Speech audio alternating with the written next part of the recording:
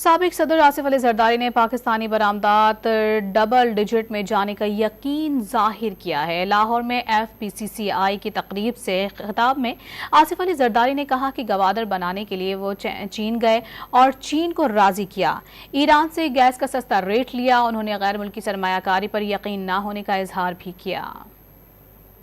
I totally believe that Pakistan has to go to double digits exports. That doesn't mean 20 billion, that means 200 billion.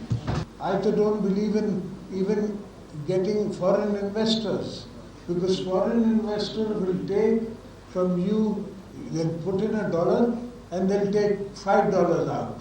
They have to, it's their business. जितना बड़ा आदमी है उतना बड़ा return मांगता है. And I went and made border. I did an agreement with China to make border. मैंने जो ईरान से आपको रेट लेके दिया है वो आज तक आपको कहीं नहीं मिलेगा। अब यहाँ तो कतर से गैस आएगी, फिर चलेगी, फिर आपको भी महंगी मिलेगी, हम इनको भी महंगी मिलेगी, तो फिर आगे बनेगा क्या?